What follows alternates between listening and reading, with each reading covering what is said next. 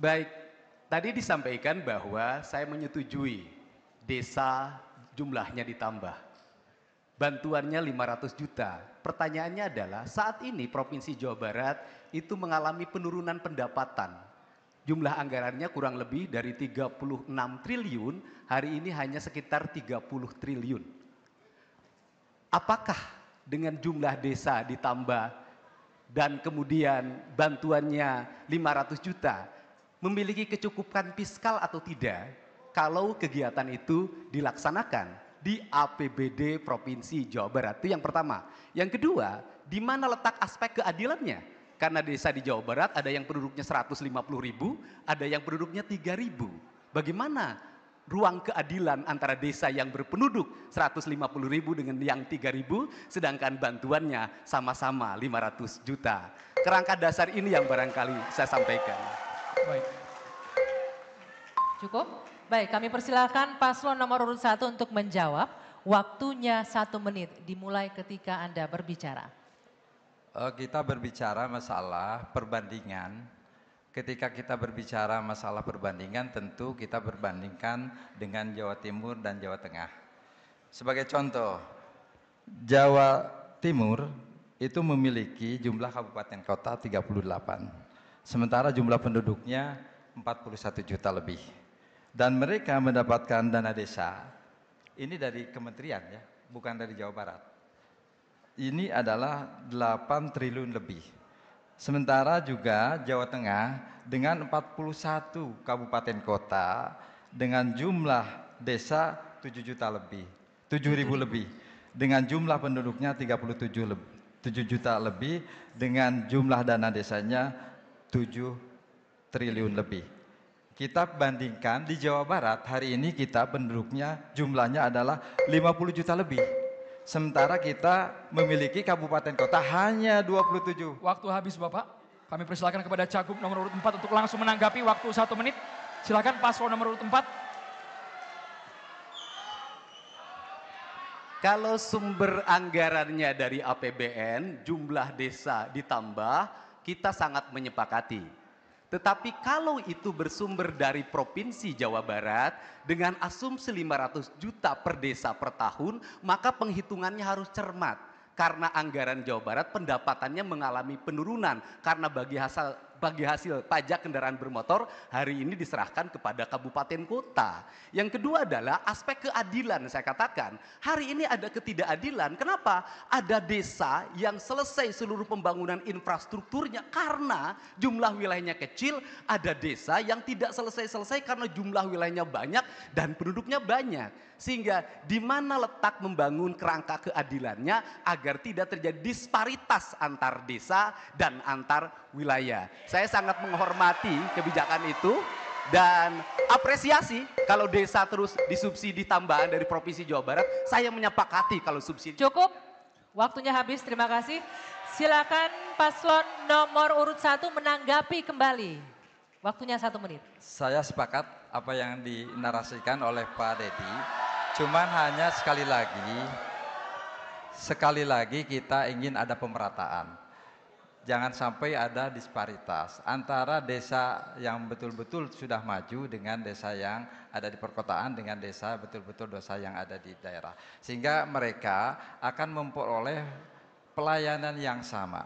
Kita tentu sebagai pemimpin, tentu sebagai Khodimul Ummah, sebagai pelayan masyarakat, tentu harus berusaha semaksimal mungkin untuk bagaimana mensejahterakan masyarakat yang ada di desa masing-masing dengan adanya pelayanan yang lebih terukur dan terarah. Ini menjadi soal bahwa kenapa kita memperbanyak adanya desa di Jawa Barat, ini sebagai bandingan dengan Jawa Timur, Jawa Tengah yang penduduknya jauh di bawah penduduk Jawa Barat. Itu saja yang ingin saya sampaikan. Terima kasih. Cukup, baik, terima kasih. Selanjutnya kita akan dengarkan, ini sesi paslon 1 bertanya kepada paslon nomor urut 4, kepada paslon nomor urut 1 untuk bertanya langsung kepada paslon nomor urut 4 dengan waktu 1 menit. Silakan Bapak. Silakan paslon 1 bertanya ke paslon 4. Silakan. Waktu bertanyanya 1 menit. Mohon tenang Bapak Ibu semua. Silakan Bapak. Kami persilakan Bapak paslon 1 bertanya ke paslon nomor urut 4. Ya. Pertanyaannya adalah, mengingat kemiskinan di wilayah perbatasan seperti Cianjur Selatan mencapai 17%, di atas rata-rata provinsi 10,25%, apa langkah strategis Anda untuk menurunkan angka kemiskinan di wilayah perbatasan? Masih ada waktu? Cukup? Sudah. Sudah cukup. Silakan paslon nomor urut 4 dijawab, waktunya 1 menit. Kemiskinan di Cianjur Selatan, Garut Selatan itu terjadi karena keterisolasian wilayah. Karena terjadi keterisolasian wilayah, maka aspek akses transportasi yang menghubungkan mereka ke pusat kota, baik Bandung, Kabupaten Bandung maupun Cianjur itu sendiri harus dibuka dengan membangun jalan yang menghubungkan wilayah-wilayah pesisir selatan dan wilayah-wilayah pedalaman selatan dengan mempertimbangkan aspek-aspek lingkungan. Yang kedua adalah mendorong tumbuhnya aspek pengelolaan birokrasi yang berbasis digital sampai ke pedesaan. Mereka memiliki akses informasi yang kuat dan bisa menceritakan berbagai kemajuan dan kemakmuran serta berbagai alam yang indah di wilayahnya. Yang ketiga adalah ditingkatkannya bantuan dari pemerintah provinsi di daerah-daerah yang terisolir dengan meningkatkan anggaran desanya agar infrastrukturnya semakin baik. Inilah Waktu habis Bapak. Habis. Baik, terima kasih. Selanjutnya paslon nomor urut 1 untuk menanggapi, waktu 1 menit. Silakan paslon 1 untuk menanggapi. Ya, saya rasa dari jawaban paslon 4 ada yang terlewat. Saya lengkapi sesempurna mungkin. Adanya asuransi sosial, yaitu memberikan perlindungan bagi masyarakat miskin melalui program jaminan kesehatan dan pendidikan gratis. Yang berikutnya, fasilitasi UMKM lokal, meningkatkan keterampilan dan akses pasar produk lokal. Yang berikutnya, pembangunan kawasan ekonomi khusus, yaitu mengundang investor untuk membuka lapangan kerja di wilayah perbatasan. Sudah, terima kasih. Cukup? Waktunya masih ada? Baik, cukup ya. Tidak mau dimanfaatkan. Oke, baik. Silakan paslon nomor urut 4 untuk menanggapi balik, waktunya 1 menit. barangkali Teh Gita tidak memperhatikan penyampaian visi awal saya. Di visi awal kami menyampaikan harus ada upaya perlindungan terhadap kesehatan, kecelakaan kerja, jaminan hari tua bagi para petani dan nelayan. Itu termasuk masyarakat yang ada di wilayah Cianjur Selatan, Garut Selatan. Karena mayoritas orang desa itu profesinya 2, petani dan nelayan. Kemudian yang berikutnya adalah persoalan teknis seperti UMKM, kemudian koperasi atau berbagai produksi lainnya akan terbuka dengan sendirinya manakala akses wilayah dibuka. Kalau aspek infrastrukturnya dibuka, aspek teknologi informasinya dibuka, maka daerah itu akan tumbuh dengan sendirinya.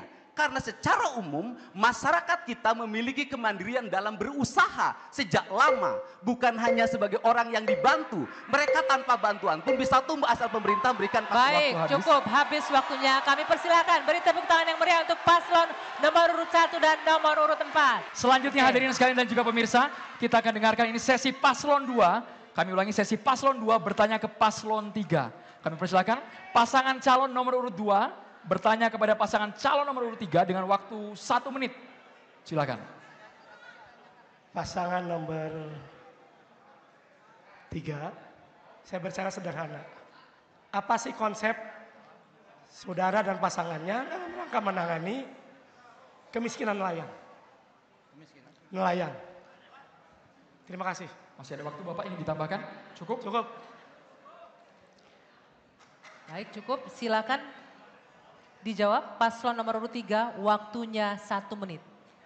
Alhamdulillah, kemarin saya baru saja menemui nelayan-nelayan di Pantai Pangandaran, di mana saya menerima langsung masukan-masukan, keluhan-keluhan dari para nelayan. Oleh karena itu yang pertama yang harus dilakukan oleh pemerintah Provinsi Jawa Barat adalah pertama memfasilitasi sarana dan prasarana yang ada di pelabuhan ikan untuk para nelayan.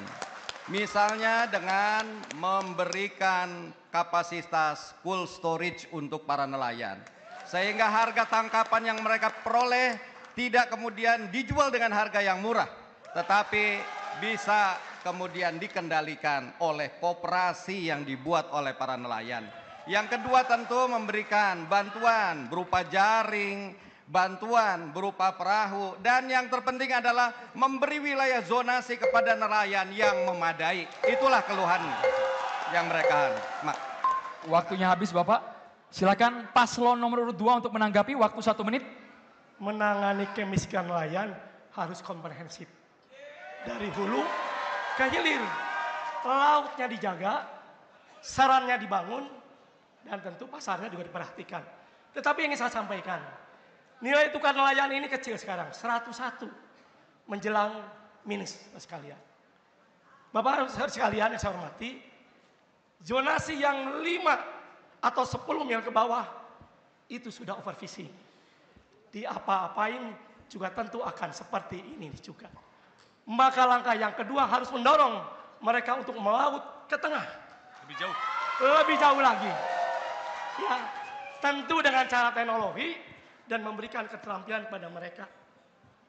Tanpa itu, kemiskinan hanya menjadi bahan tertawaan, bahan kita semua hanya menjadi enak dilakukan tanpa langkah-langkah yang komprehensif. Terima kasih.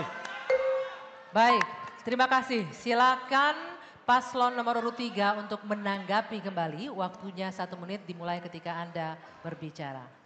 Saya perlu menitik beratkan bagaimana nelayan bisa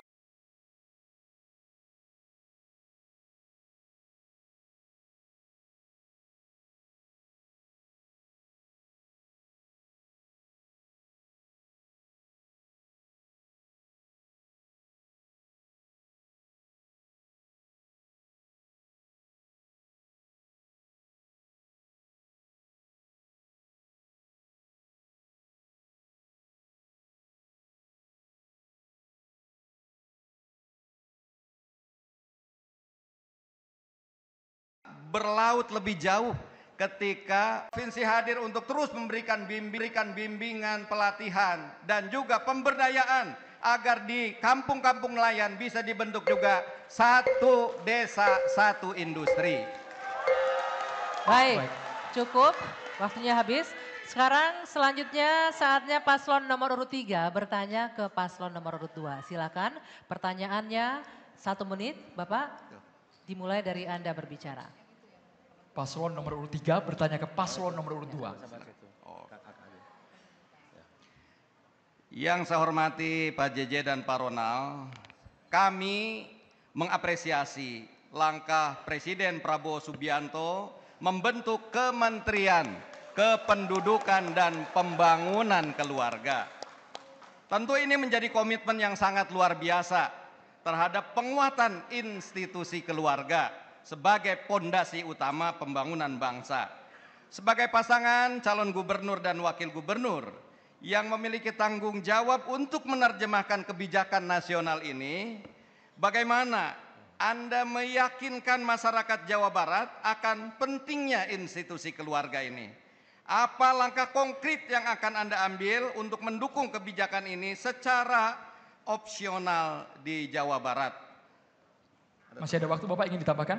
Cukup? Cukup, saya kira itu. Baik, selanjutnya paslon nomor urut 2 untuk menjawab dengan waktu 1 menit. Silakan. Harus mulai betul. Kebahagiaan itu, pembangunan itu harus mulai dari keluarga. Keluarga yang harmonis, keluarga yang baik, kesehatan keluarga dan sebagainya tentu menjadi perhatian penting. Tentu yang harus kita lakukan adalah mengidentifikasi, melihat secara cermat bagaimana kehidupan keluarga yang ada di daerah kabupaten kota masing-masing. Untuk kita diskusikan, untuk kita tangani langkah-langkah yang berkaitan dengan berbagai persoalan-persoalan yang ada. Kemiskinan, pendidikan, kesehatan, pendapatan dan daya beli menjadi perhatian penting. Dan tentu itulah yang akan kita lakukan sehingga keluarga yang sejahtera, sehingga keluarga yang baik adalah akan menghasilkan sesuatu komunitas yang baik dan seterusnya pada tingkat nasional. Terima kasih. Cukup ya, baik. Selanjutnya kami persilakan paslon nomor urut 3 untuk menanggapi. Waktunya 1 menit. Menurut pandangan kami bahwa kekokohan keluarga di sinilah yang harus memang menjadi perhatian kita semuanya. Oleh karena itu, perlu ada perhatian dari pemerintah provinsi melalui 3 hal. Yang pertama adalah perhatikan pendidikan di tengah keluarga. Jangan sampai ada anak-anak di tengah keluarga yang tidak bersekolah. Semua harus bisa sekolah. Yang kedua, tentu harus disadari dari sisi kesehatan. Oleh karena itu, jangan sampai ada anak-anak keluarga yang ada juga tidak bisa berobat. Di sinilah pemerintah provinsi harus hadir. Dan yang ketiga, tentu harus bisa diyakinkan bahwa apa yang ada di keluarga-keluarga Jawa Barat harus berdaya secara ekonomi. Disitulah harus dibina, dibangun. Dan itu akan bisa dilakukan melalui 1 desa, 1 industri. Baik, silakan paslon nomor urut 2 untuk langsung menanggapi balik. Waktu 1 menit, paslon nomor urut 2 menanggapi balik. Harta yang paling berharga adalah keluarga. Kalau ngomong itu, maka tentu akan paripurna menangani keluarga. Apa yang disampaikan oleh Bapak, tentu mempertebal apa yang saya sampaikan. Keluarga dan segala-galanya, dan pemerintah hadir ketika ada persoalan di keluarga. Jadi sepakat saya, keluarga adalah sesuatu yang sangat berharga dan fundament bagi kehidupan kita semua. Apa yang saya sampaikan tadi, dari hulu ke hilir, dari seluruh persoalan yang mengenai keluarga harus mendapat perhatian penting dari pemerintah, kabupaten, kota, dan provinsi Jawa Barat. Terima kasih. Baik, masih ada waktunya? Cukup ya? Oke. Mohon tenang hadirin sekalian, kita masih sesi tanya jawab. Berikutnya adalah sesi paslon 4 bertanya kepada paslon nomor urut 2. Kami persilakan kepada paslon nomor urut 4 bertanya kepada paslon nomor urut 2. Waktu 1 menit Bapak, silakan. Paslon 4 bertanya kepada paslon nomor urut 2. Pembangunan di Jawa Barat bagian utara dan bagian tengah relatif lebih maju dan lebih baik. Sementara pembangunan di wilayah selatan terkesan sangat lamban. Bagaimana strategi Bapak untuk menghilangkan disparitas wilayah tersebut? Silakan. Ingin ditambahkan, ada waktu? Cukup? Cukup.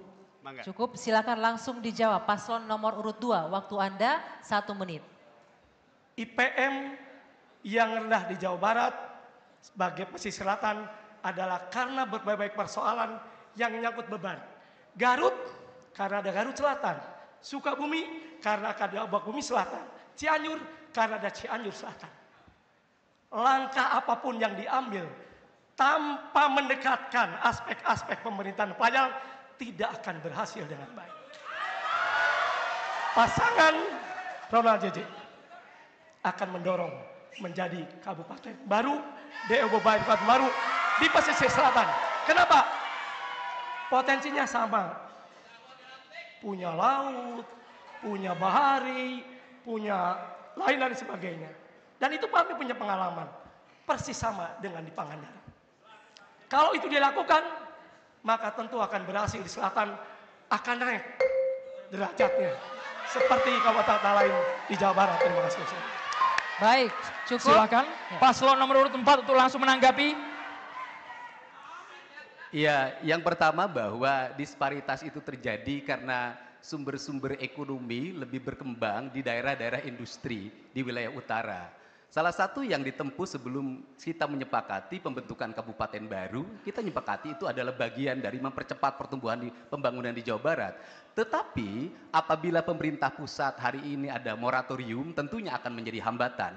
Maka seluruh hambatan itu bisa diselesaikan dengan kebijakan fiskal. Kebijakan fiskalnya adalah terjadi keadilan fiskal antara utara dan selatan. Utara tidak akan mungkin berkembang industrinya, tidak mungkin berkembang sumber perdagangannya manakala tidak mendapat suplai air, suplai udara yang bersih. Bahkan selatan itu bisa dijadikan tempat untuk relaksasi bagi orang utara. Untuk itu kebijakan pajak itu harus melindungi hutan sehingga yang mereka daerah yang menjadi hutan lindung, maka dia bisa mendapat subsidi fiskal. Mereka yang daerah pantai mendapat subsidi fiskal, maka ada keadilan ekonomi di Jawa Barat. Itu ya. Cukup, waktunya habis. Kami persilakan paslon nomor urut 2 untuk menanggapi kembali. Paslon nomor urut 2 menanggapi kembali. Mohon tenang. Bapak Ibu mohon tenang, mendukung, mohon tenang. Silakan Bapak, 1 menit waktunya. Ngomong satu saja. Pergerakan ekonomi akan berjalan kalau ada investasi. Investasi akan ada apabila infrastruktur dan lain sebagainya bisa berjalan dengan baik, Bapak sekalian. Tanpa itu saya kira omong kosong. Kemampuan daerah induk yang masing-masing ada di pesisir selatan juga kemampuannya terbatas. Ketika Ciamis, ketika Pangandaran belum mekar, maka kesulitan finansial untuk membangun itu. Tapi dengan dimekarkan, apa yang disampaikan dengan pendekatan fiskal kepada kota kabupaten, maka tentu akan berjalan dengan baik. Apa yang dikatakan oleh paslon 4 itu hanya gincu. Lipen. Mengunyah permen tapi tidak mengenyangkan. Langkah-langkah itu tidak akan selesai. Substansinya mendorong pemekaran di pesisir. Waktu habis Cukup. Bapak. Baik, waktunya habis. Selanjutnya, pada sesi ini kita akan balik. Bapak Ibu mohon tenang. Kita berikan kesempatan untuk paslon mendengarkan pertanyaan dengan baik dan merespon dengan baik ya. Selanjutnya paslon nomor urut 2 bertanya ke paslon nomor urut 4. Silakan, waktunya 1 menit dimulai ketika Anda berbicara. Pak Deddy sahabat saya, para Erwan kawan saya. Setiap tahun ini, hampir 4 tahun ini, kita kehilangan sawah produktif kurang lebih 37 hektar. Apa langkah saudara dan langkah-langkah apa yang akan dilakukan oleh saudara? Masih ada waktu? Ingin ditambahkan cukup? Kami persilakan paslon, kita set dulu waktunya. Kami persilakan kepada paslon nomor urut 4 untuk menjawab, waktu 1 menit. Di awal kami tadi sudah menjelaskan, salah satu kerangka dasar membangun Jawa Barat istimewa adalah dengan menetapkan tata ruang yang berbasis kultur. Tata ruang yang berbasis kultur adalah menetapkan zona-zona wilayah agar di mana sawah, di mana lembah, di mana sungai, di mana gunung, dan di mana daerah aliran pesisir laut. Kerangka itu akan diperkuat dalam kerangka RDTR di setiap wilayah. Sehingga kalau sudah payung hukumnya diperkuat, tidak mungkin ada perizinan lahir, apalagi dengan sekarang perizinan yang mulai tersentar dengan sistem digital, kalau sudah dibatasi oleh tata ruangnya. Hari ini yang terjadi adalah banyak tata ruang kita yang tidak sesuai dengan kulturnya. Daerah kemiringan menjadi daerah perumahan, daerah sawah menjadi daerah industri, kemudian daerah lembah juga menjadi daerah perdagangan. Ini kunci utama dari mengunci sawah itu. Terima kasih. Baik, selanjutnya silakan paslon nomor urut 2 untuk menanggapi. Waktu Anda 1 menit, silakan. Mohon tenang Bapak Ibu, mohon tenang. Kita masih panjang sesi tanya jawabnya, mohon tenang. Kita buat kondusif malam hari ini. Tata ruang dibangun, sudah dikoordinasikan dan dikomunikasikan secara paralel. Kabupaten, kota, provinsi, ke nasional. Dan itu tidak gampang. Pasti aspek-aspek lingkungan menjadi perhatian penting. Ketika pemerintah pusat akan menetapkan itu, juga akan berkoordinasi dengan kementerian lembaga yang berkaitan dengan persoalan-persoalan pertanian dan lain sebagainya. Saya kira, menurut saya, sudah lumayan memadailah tata ruang yang kita punyai. Tetapi kenapa penyusutan itu terjadi? Karena sesungguhnya menjadi petani itu adalah tidak menguntungkan. Itu persoalannya. Kalau punya lahan 0,2 hektar, pasti nilai tukar pertaniannya di bawah 100 dan itu rugi. Ya, jadi menurut saya pengawasan tata ruang yang ada menjadi bagian yang penting. Yang kedua, waktunya habis Bapak, waktunya habis, cukup Bapak. Waktunya habis Bapak. Silakan paslon nomor urut 4 untuk langsung menanggapi balik, waktu 1 menit. Ya, tidak mungkin sebuah perizinan turun untuk menggusur sawah kalau tata ruangnya tidak mengizinkan. Maka kunci utama kita adalah mengunci dulu aspek yang menjadi aspek yuridisnya. Persoalan perubahan kultur orang tidak mau bertani itu bukan aspek yuridis, itu aspek sosiologis dan aspek ekonomis.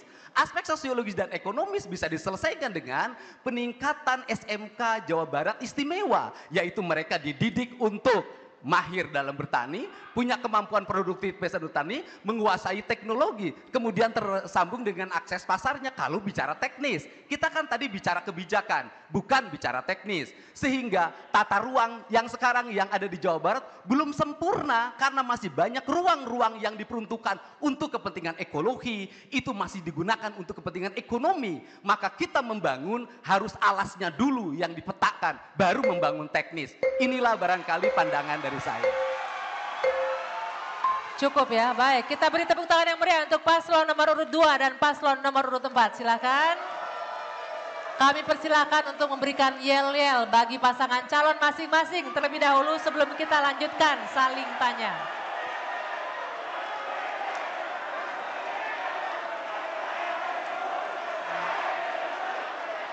Baik Bapak Ibu, Baik. kita lanjut sesi tanya Cukup jawab. ya? Baik, cukup. Cukup ya, kita lanjut Boleh. ya. Kembali ke tempatnya masing-masing Boleh Bapak Ibu. Bapak Ibu kita lanjutkan kembali. Kita lanjut Oke. sesi tanya jawab masih ada Bapak Ibu, boleh? Mohon kerjasamanya kita buat malam hari ini Masing-masing kondusif. pendukung kami mohon. Boleh kembali ke tempatnya Bapak Ibu? Baik, Seluruh baik. pasangan calon bisa kembali ke podium. Seluruh paslon pasangan calon tetap bisa berada di kembali ke podium podium. terlebih dahulu. Seluruh Baik, pasangan bisa calon kita bisa kembali mulai, kita ke lanjutkan podium. ya, sesi tanya jawab kita lanjutkan. Bapak Ibu Bapak-bapak. semua, kami mohon pengertiannya, mohon tertib. Tadi sudah diberikan kesempatan untuk memberikan dukungan berupa yel-yel. Sekarang kita akan lanjutkan sesi saling tanya. Kali ini paslon nomor urut 1 bertanya ke paslon nomor urut 3. Kami mohon masing-masing paslon untuk berdiri kembali. Paslon nomor urut 1 bertanya ke paslon nomor urut 3. Silakan, waktunya 1 menit.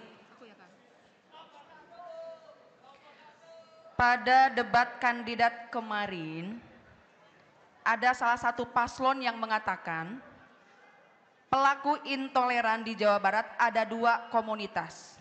Yang pertama kaum urban, yang kedua kaum migran.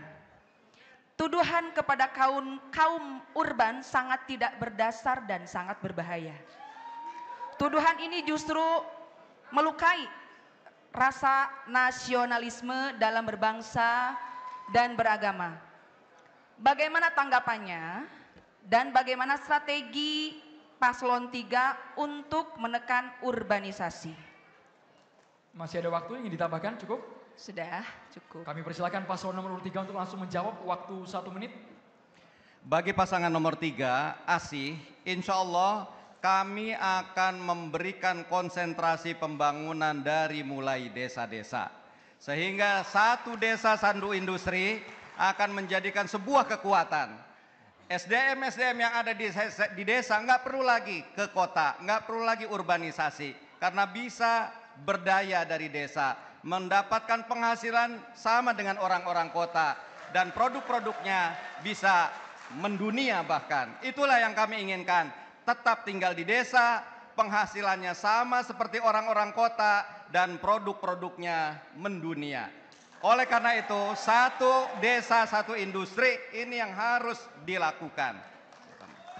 Ya, kita memang harus bangun banyak desapreneur juga. Jadi orang yang bisa membangun, mendorong industri tersebut, itu perlu ada tokohnya, dan entrepreneurship itu tetap perlu juga di pedesaan. Baik, cukup ya, waktunya habis. Kita persilakan paslon nomor urut 1 untuk menanggapi, waktunya 1 menit. Silakan. Pada dasarnya saya setuju dengan apa yang disampaikan oleh Pak Saihu, tetapi jangan lupa Pak Saihu, kalau kita akan membangun sebuah industri di desa, itu harus siapkan sumber daya manusianya. Jadi ketika kita berbicara urban, kita tidak melulu bahwa mereka datang ke kota itu untuk menentukan nasib, terutama menyangkut masalah ekonomi. Tetapi mereka juga banyak yang urban itu adalah untuk memperoleh pendidikan yang lebih tinggi. Ketika mereka sudah selesai pendidikannya di kota, karena di desa tidak ada perguruan tinggi seperti ITB, Unpad dan seterusnya. Tetapi mereka setelah selesai dari pendidikannya di kota, baru mereka kembali ke desa untuk membangun desa masing-masing.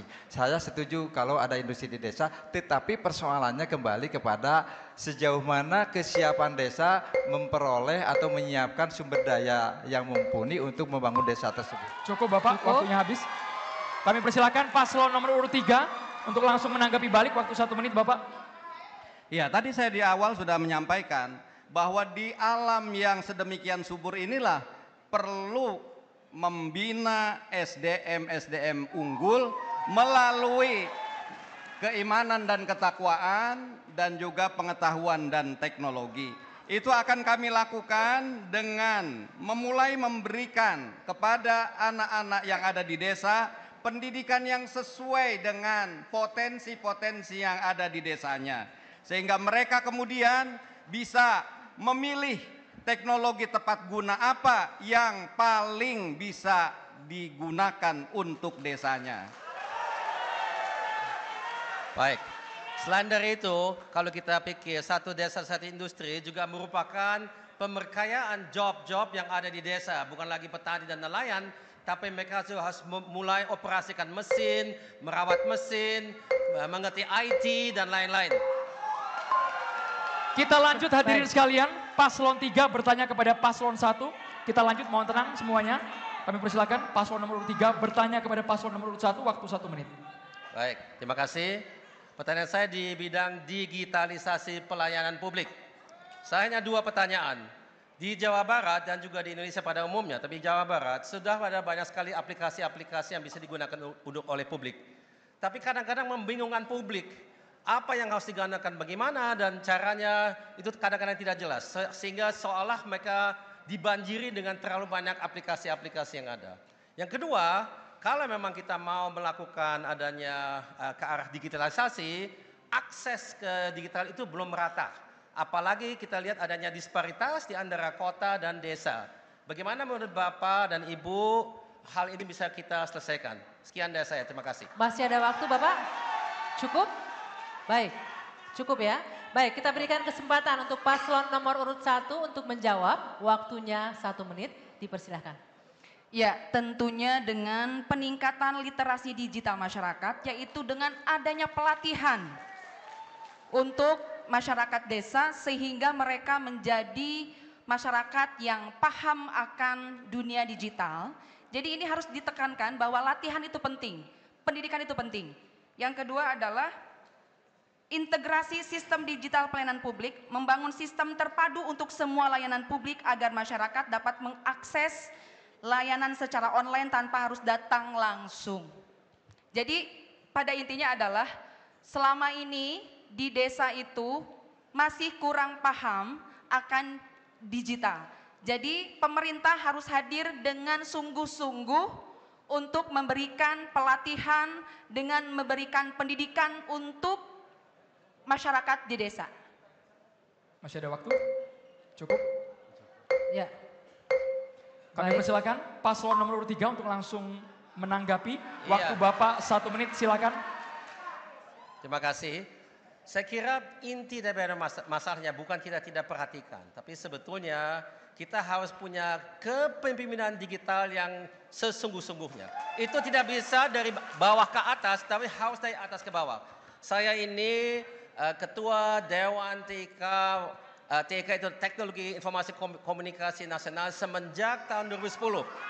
2014, 3 presiden, Pak SBY, Pak Jokowi, sekarang Pak Prabowo. Dan saya selalu melihat masalah di Indonesia dengan digital ini adalah masalah digital leadership atau dalam bahasa Indonesia kepemimpinan digital. Karena kita harus putuskan dari atas ke bawah apa yang kita mau lakukan.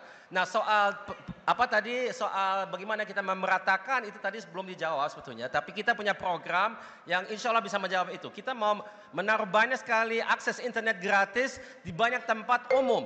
Dan terutama memang di tempat ibadah kita itu ada di mana-mana di Jawa Barat. Cukup, waktunya cukup habis ya.